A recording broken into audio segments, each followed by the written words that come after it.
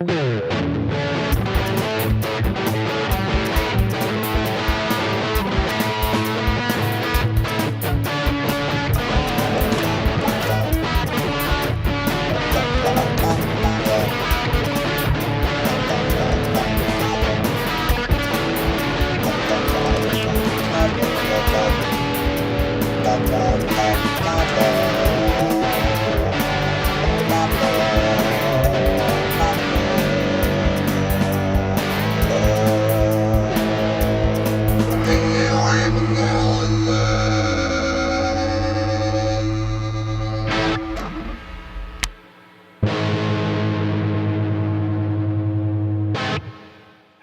everybody. Welcome back to another video game analysis.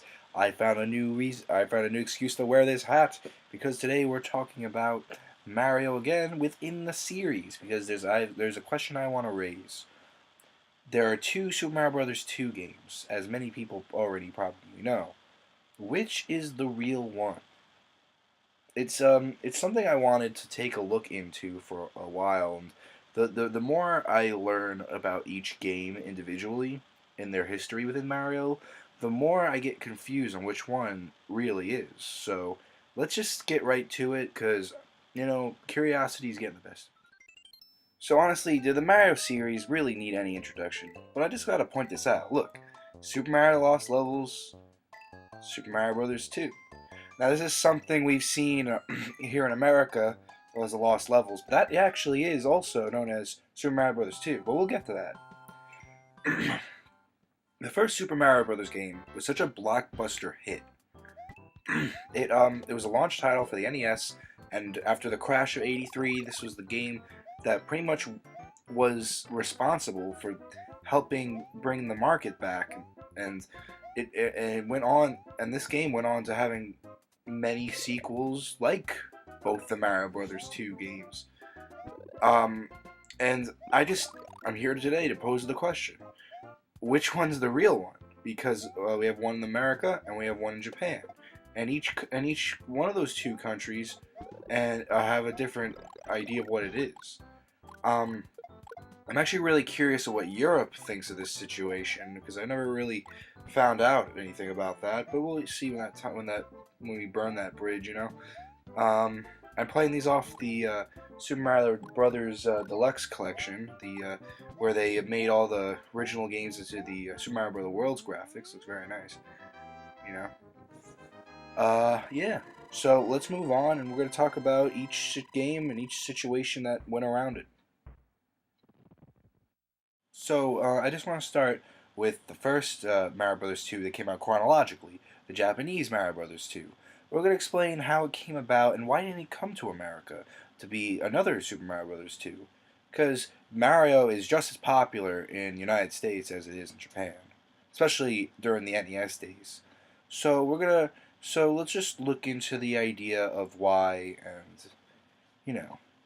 we got questions to ask and we need information to back it up. So originally made for the the original Famicom, the Japanese equivalent of the NES. This was made on disk drive. For those who don't know, I'm not talking about discs as in CD discs or DVD discs. I'm speaking of for those who remember floppy disks. They're a way of storing memory before flash drives back in my day. Yeah, I don't feel old saying that.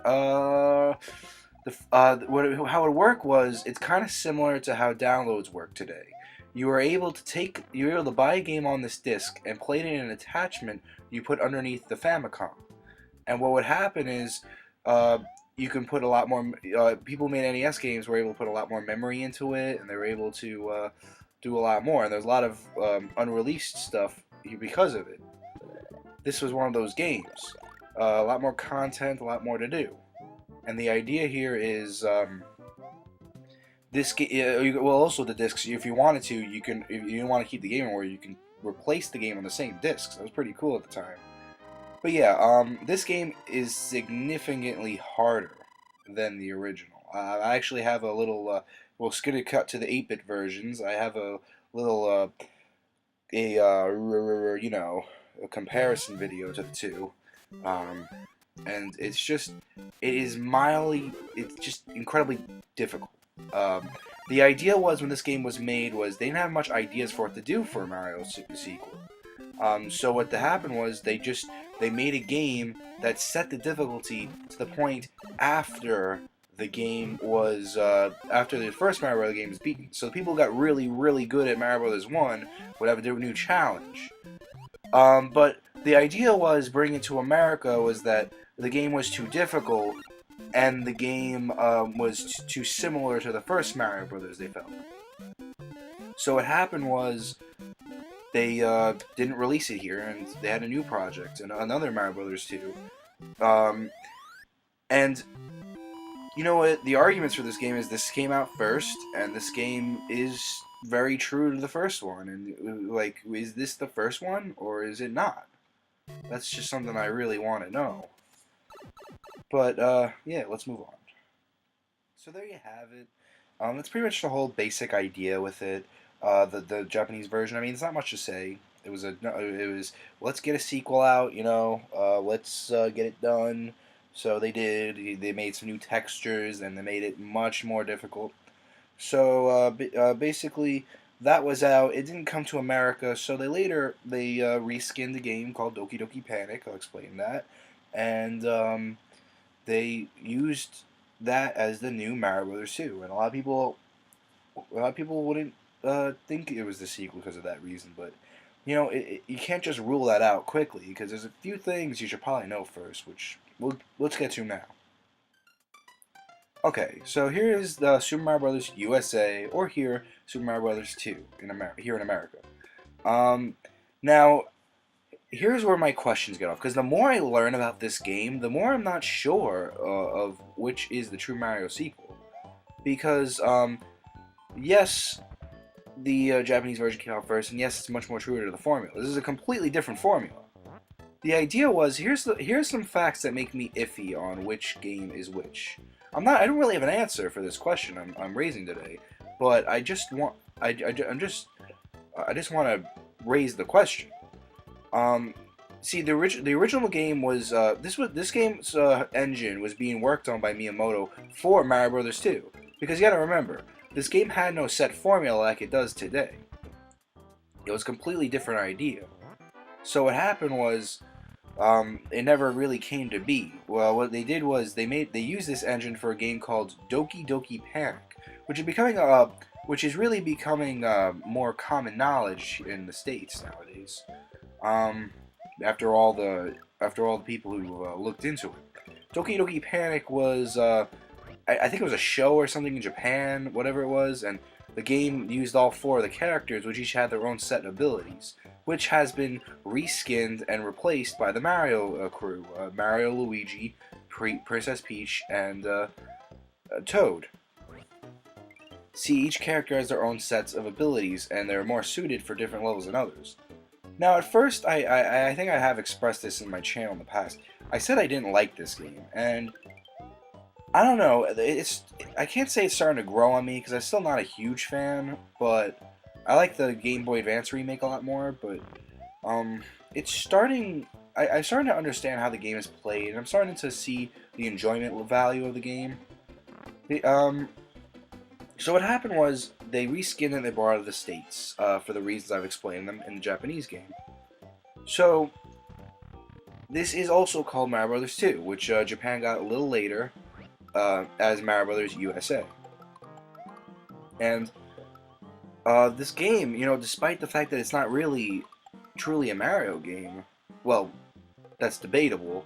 The game here expresses a lot. Well, it has a lot of Mario staples to it that was added in the series. Shy Guys, ninjas. What else? They had POW blocks from this game. A lot of new ideas. Luigi started getting his own physical characteristics. Peach was a playable character. That was pretty big. What's interesting about what made me interested in doing this video in the first place was the fact that both the Japanese Super Mario Bros. 2 is very reminiscent of New Super Luigi U that's out now, because it had the same idea as Mario Brothers 2 Japan had, where the game would leave off its difficulty and it would have a Luigi game. And we also have Mario Brothers 2 here, where the playable characters are coming back in Super Mario 3D World. So it made me start thinking. There's a lot of ideas here. This game was designed for the original Mario Brothers 2 because we didn't have a set formula yet. So why not try to do something different? You know, like like Zelda 2 did. And what we see here is a whole new range of ideas, which is something that was typically done at the time. So, is it the game that was meant to be the sequel, the actual sequel, or is it the game that was canned? You know, or is it the game that was canned in the American market for its difficulty? That's the original sequel. It's a hard call because there's a lot of evidence to support each side of the debate. I, for one, despite the fact that I like that I'm not a huge fan of this game, I, for one, think this is the true Mario Brothers 2. I can't prove that. I can't really say really much about why, well, except for the fact that this game was designed for the ideas of what Mario Brothers 2 was envisioned by Miyamoto. But in the end of the day, I just think that the fact that it got realized, Doki Doki Panic did have its problems in the final game that was fixed in the NES version, which I hope I have. No, yeah, I do. I had a little heart attack there. The whole idea here is Mario Brothers. This is the only really confusing part of the saga of the series I've ever really seen. Nothing else. Everything else is pretty straightforward in the Mario Brothers world regarding the sequels and whatnot. But yeah, this is a bit of a mystery that not many people really address. They would just either say, "Hey, look, there's a different Mario Brothers 2 in Japan than there is in America," or "Hey, look, this is the real Mario Brothers 2, not this one," with the four characters, the Birdo. And I just want to raise the question. I'd love to hear people's thoughts. I think this is the true Mario Brothers sequel because you know, why not? I mean, a lot of games on the disk drive aren't even heard of anymore, and a lot of them were just bonus packs or whatever of the original games because it can handle more memory and whatnot in the discs. And you know, all in all, it's up for everyone. It's up for the individual person to decide. But you know, that's just me.